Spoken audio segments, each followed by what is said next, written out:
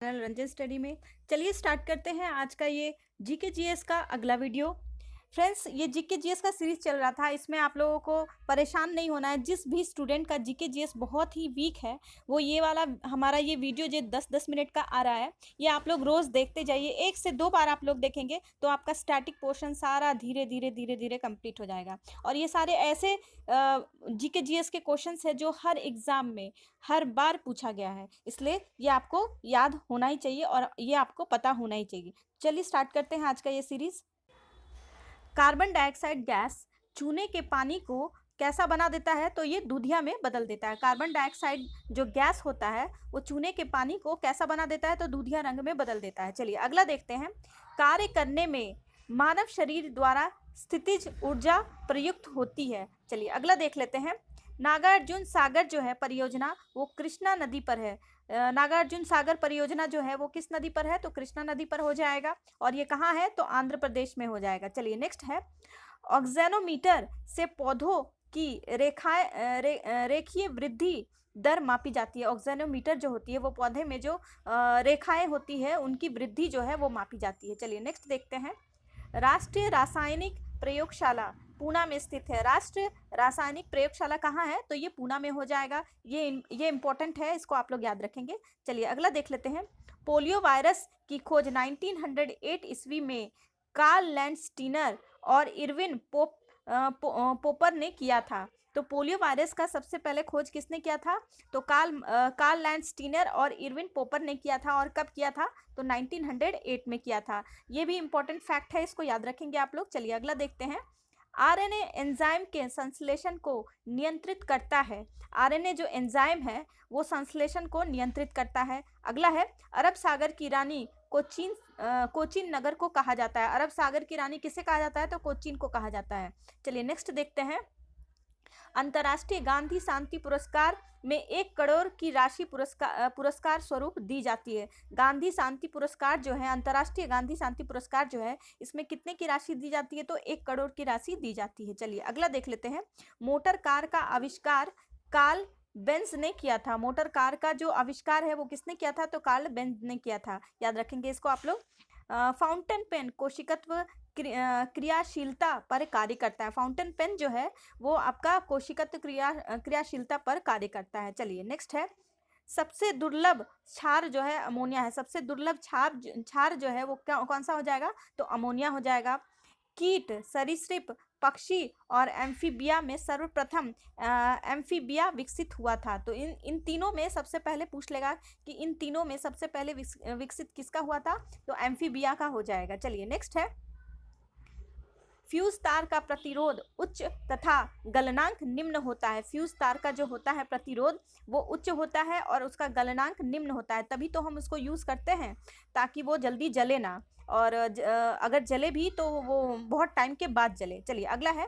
चीन में लाल क्रांति 1949 ईस्वी में हुई थी। चीन में लाल क्रांति जो हुई थी कब हुई थी? तो 1949 ईस्वी में हुई थी। चलिए अगला है। मानव शरीर में दीर्घतम अंततः स्रावी ग्रंथि जो है वो थायराइड है। दीर्घतम सबसे बड़ी जो अंतःस्रावी ग्रंथि जो है मानव शरीर में कौन सी है? तो थायराइड हो जाएगा। चलिए अगला देख लेते हैं। पानी का अनुभार 18 AMU होता है। 18 AMU होता है पानी का भार जो होता है।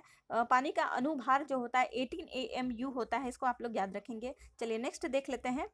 अगला है। सबसे बड़ा इलेक्ट्रोनिगेटिव तत्व फ्लोरीन होता है। सबसे बड़ा जो इलेक्ट्रोनिगेटिव तत्व होता है वो कौन सा हो जाएगा? तो फ्लोरीन हो जाएगा। चलिए नेक्स्ट देखते हैं। नाइट्रोजन के संपर्क में आने के कारण मोमबत्ती की लौ का बाहरी भाग नीला हो जाता है।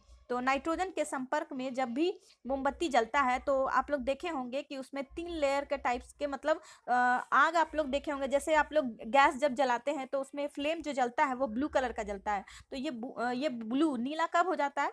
जब ये नाइट्रोजन के संपर्क में आता है तब ये बाहरी भाग जो है वो नीला हो जाता है। चलिए अगला देखते हैं। कुकी जनजाति जो है वो मणिपुर में निवास करती है। कुकी जनजाति कहाँ निवास करती है? तो मणिपुर में निवास करती है। भारत के संविधान का अनुच्छेद 51 आर्टिकल 51A का संबंध मूल कर्तव्य से है। तो फंडामेंटल जो ड्यूटीज़ है उसका रिलेशन किससे है? आर्टिकल 51A से है। चलिए अगला है। एक अश्व शक्ति 1 हॉर्स पावर 746 वाट के बराबर होता है। 1 हॉर्स पावर कितने के बराबर होता है? तो 746 वाट के बराबर होता है। चलिए अगला देख लेते हैं। अल बरूनी 11वीं शताब्दी में मोहम्मद गजनवी के समय में भारत आया था। अल बरूनी जो है वो 11th सेंचुरी में मोहम्मद गजनवी के टाइम में ये भारत आया था। चलिए अगला देख लेते हैं। दुनिया का सबसे बड़ा द्वीप जो है वो ग्रीनलैंड हो जाएगा। दुनिया का सबसे बड़ा आइलैंड कौन सा हो जाएगा? तो ग्रीनलैंड हो जाएगा। चलिए अगला है। टेलीस्कोप का आविष्कार गैलीलियो ने किया था। टेलीस्कोप का आविष्कार किसने किया था? तो गैलीलियो ने किया था। पित्त का उत्सर्जन यकृत द्वारा होता है। पित्त का उत्सर्जन कौन करता है? तो यकृत करता है। चलिए नेक्स्ट है। भारत में मूर्तियों का निर्माण कुषाण काल में हुआ था। तो पूछ लेगा कि भारत में मूर्तियों का निर्माण सबसे पहले कब हुआ था? तो कुषाण के टाइम में हुआ था। इन्होंने ही भगवान बुद्ध की प्रतिमा सबसे पहले बनाई थी। चलिए अगला है। जैन धर्म के संस्थापक ऋषभ देव को माना जाता है। जैन धर्म के संस्थापक कौन थे? तो ऋषभ देव हो जाएंगे। चलिए नेक्स्ट देखते हैं।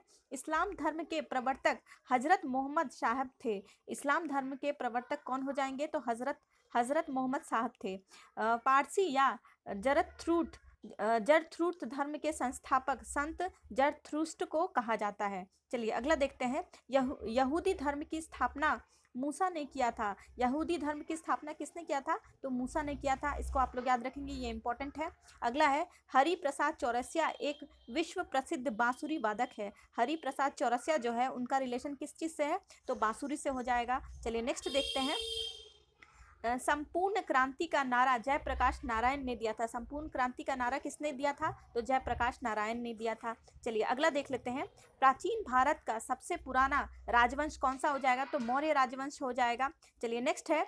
व्यापार संतुलन प्रतिकूल होता है जब आयात निर्यात से अधिक हो। जब आयात निर्यात से क्या होता है? अधिक हो जाता है। चलिए अगला देख लेते हैं। जलियांवाला बाग नरसंहार के विरोध में राष्ट्रीय अभियान के तहत गांधी जी ने 1920 में केसर हिंद की उपाधि जो थी वो लौटा दी थी। जब जलियांवाला बाग हत्याकांड हुआ था तो 1920 में गांधी जी ने केसर हिंद की उपाधि जो उनको मिली थी अंग्रेजों से, उन्होंने वापस लौटा दी थी। चलिए अगला है। ली कमीशन की स्थापना 1923 ईस्वी को हुई थी। पूछ लेगा एग्जाम में क्वेश्चन कि ली कमीशन की स्थापना कब की गई थी? तो 1923 में की गई थी। केंद्रीय विधानसभा में 8 अप्रैल 1929 ईस्वी को बटुकेश्वर दत्त तथा भगत सिंह ने बम फेंका था। तो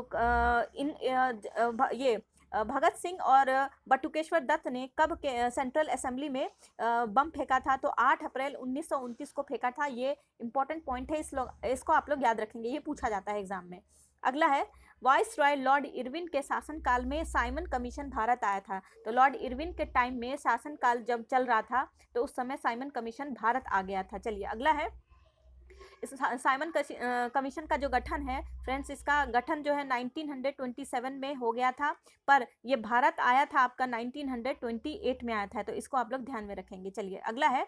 प्रशांत महासागर के चारों ओर भूकंप की सबसे सक्रिय पेटी है। तो पैसिफिक ओशन जो है, जैसे पैसिफिक ओशन का ऐसे मतलब ये मैप में ऐसे बनाया हुआ है। यहाँ पे आपका जापान वगैरह हो जाएगा, फिर यहाँ पे आपका फिलीपींस वगैरह हो जाएगा यहाँ, और ये पैसिफिक ओशन है और इसी के किनारे किनारे जो है ये भूकंप की परपट्टी बनाई हुई। चलिए अगला है। नदी के घुमावदार पथ से गोखुर झील का निर्माण होता है। नदी जब घुमावदार पथ बनाती है तो उसको हम कौन सा नाम देते हैं? तो गोखुर झील का नाम देते हैं। चलिए अगला है। पवन के निक्षेपण से बालूका स्तूप और लोएस बनते हैं। तो पवन के निक्षेपण से क्या बनता है? तो बालूका स्तूप और लोएस का निर्माण होता है। चलिए नेक्स्ट है। 0 डिग्री अक्षांश को विषुवतीय रेखा कहा जाता है। 0 डिग्री अक्षांश जो है उसको हम विषुवतीय रेखा कहते हैं। शंघाई को चीन का मैनचेस्टर कहा जाता है। शंघाई को चीन का मैनचेस्टर कहा जाता है। इसी तरह इंडिया में अहमदाबाद को इंडिया का मैनचेस्टर कहा जाता है। उसी तरह चाइना में शंघाई को चीन का मैनचेस्टर कहा जाता है। मैनचेस्टर वो होता है जहाँ पे हर तरीके के आपको कपड़े वगैरह सब कुछ मिलते हैं। चलिए अगला है। हिमालय की 3 समानांतर श्रेणियां में विभक्त है। हिमालय जो है वो 3 समानांतर श्रेणियों में विभक्त किया गया है। चीर हरित वन में 200 सेंटीमीटर से 300 सेंटीमीटर तक वर्षा होती है। तो चीर हरित वन जो होता है वहाँ पे जो है 200 सेंटीमीटर से लेकर 300 सेंटीमीटर तक वर्षा होती है। चलिए अगला देख लेते हैं।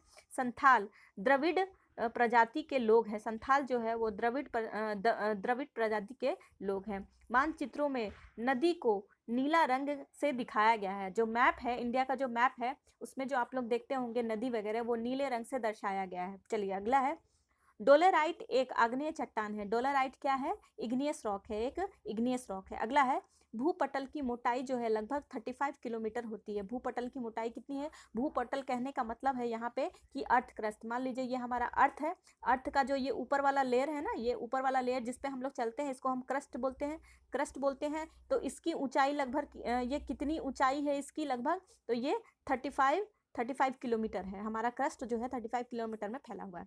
ठीक है फ्रेंड्स, थैंक यू। अगर आप लोगों को हमारा ये वीडियो अच्छा लग रहा हो तो प्लीज़ से हमारे चैनल को सब्सक्राइब करिए और अपने फ्रेंड्स के पास शेयर करिए। फ्रेंड्स, हमें आपके सपोर्ट की बहुत बहुत ज़रूरत है फ्रेंड्स। तो हमारा ये रिक्वेस्ट रहेगा कि प्लीज़ से हमारे चैनल को सब्सक्राइब करिए और अपने फ्रेंड्स के पास शेयर भी करिए। Thank you for watching my video. Thank you friends, मिलते हैं फिर एक नए वीडियो में।